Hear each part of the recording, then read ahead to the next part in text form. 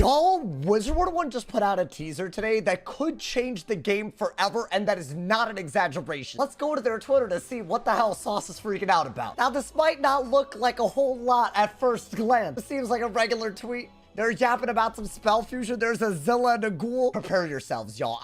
It just blew my pants off. They almost get you, right? It looks like you're about to just cast a Zilla. But then, psych, you click on the Ghoul, you make a Grimzilla. Your eyes did not deceive you. This is a real teaser. It looks like we're getting a new feature in Wizard101 where we can combine spells. Now, obviously, the teaser is only 10 seconds long. There's probably not a lot that we can get out of it. It looks like we will learn more about it on the KI dev stream on Friday. There will be an in-depth video on that as soon as I can get it out on Friday, so make sure you turn on Noti. But it is guaranteed connected to the new school trees that we're going to be getting, the new magic weaving feature we're getting. And the reason I can confidently say that is because it literally says #Selenopolis. If y'all don't know, this was the area that was leaked a while ago now, but it should be the main hub of the upcoming update. So this is like a cornerstone of the whole magic weaving that they're introducing. Now, in terms of what the actual spell fusion did, if you guys are confused as to why combining a Ghoul and a Zilla would specifically create that specific Grimzilla, what it looks like to me is that they're looking at the spell element paths of the actual spells that are like starting off. So for example, Ghoul turns a shield into a 55 blade, right? That's what a Ghoul does. And by combining it with Zilla, they basically created, in the teaser anyways, a slightly better Ghoul, except with Stormblade. What makes Grimzilla better than Ghoul? Well, obviously the damage is amazing, but also instead of just gambiting one shield for a 55 blade, it can gambit up to 3 shields. Now, what I'm assuming they're going to be doing as a pattern is they're going to take the utility of one school and the school of another to basically determine how a spell fusion kind of thing works. So in the case of Grimzilla, I think they just took the utility of Ghoul and made it the school and pip cost, essentially, the damage range of Stormzilla. Now, there's obviously a lot of questions that remain. Does it matter if you enchant a Zilla with the Ghoul? Does it matter if you enchant a Ghoul with the Zilla? How many spells will this actually fall under? There's a lot of questions. Now, here's what we do know, and this is because of what they already said on the previous Friday live stream where they initially teased magic weaving. They said that they were going to introduce it at level 50, so this is going to be something that after the first arc, this is kind of like a power jump that's upcoming for the wizard. But they said that there's going to be a bunch of rewards. They teased a couple of them, right? They teased some dual blades, they teased some jewels, and then they said they were going to tease more rewards in a future live stream basically next week. I think it's very, very safe to assume that this is one of those rewards. By basically going into the magic weaving feature, you're going to be able to unlock spell fusion. The other thing that we do know is that this is an update that is extremely spell heavy, and up to this point there's been no reason to believe that what they said earlier about 100+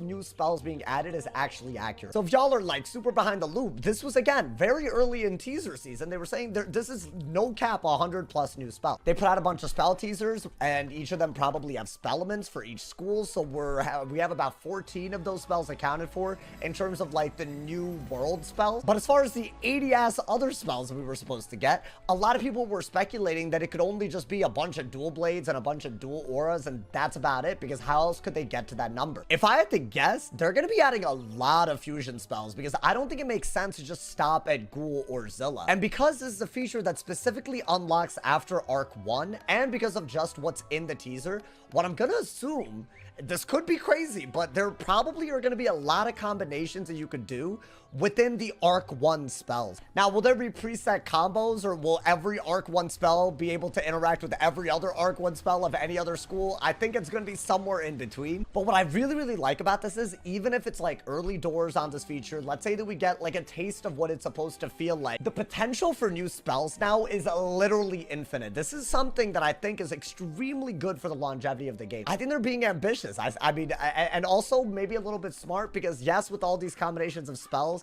it might get a little crazy, but other than figuring out the utilities of the spells, I think animating the spells shouldn't be that crazy. It should just look like a bunch of retextured spells, but because of all the combinations possible, you could make those spells do a totally crazy number of things. For people that are skeptical that, you know, this type of spell would even be usable, because why would a death hit with storm blades be good?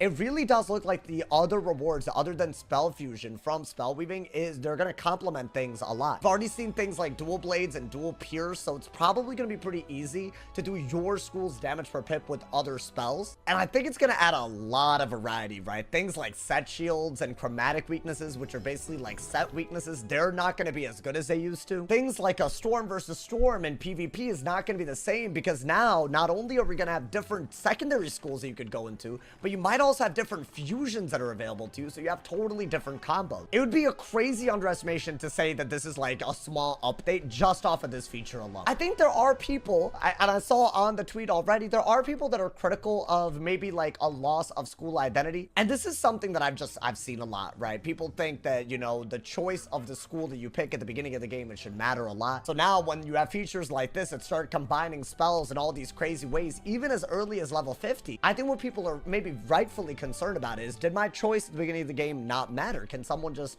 overcome that choice later in the game? What I'll say is this: the choice you make at the beginning of the game, it still affects your damage per pip. It affects your resist profile. It affects your damage output. A death using storm is simply not the same in terms of the tank ability and the damage output as a storm using death. And this is something that was not a thing until the stat caps that they added way recently. And another factor in the school identity argument that I hope people look at, I highly recommend watching today's video if y'all want to see, like, you know, the in-depth analysis of it, but they're PvP banning almost every spell right now that's left in terms of doing stuff outside of the school identity that they established with a lot of their updates a few years ago. What that means is, almost like to the T, every school should be able to leverage 3 hanging effects. Every school should be able to counter 2 things. And while that might sound complicated, because of how every school, you know, is different in what they can leverage and what they can counter, there will be some sort of internal balance in the game that I think we just haven't had because they haven't completed the effort. I truly think up to this point, we haven't been able to experience the game with actual concrete school identity because legacy spells have so much conflicted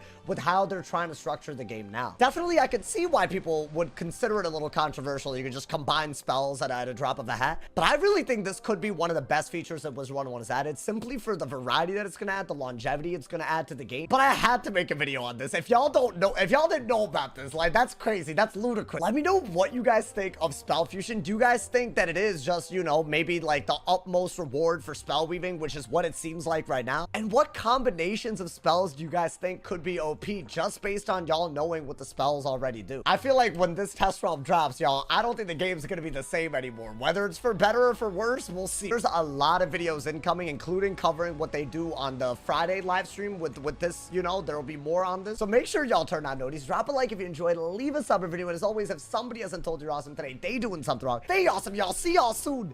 And yeah.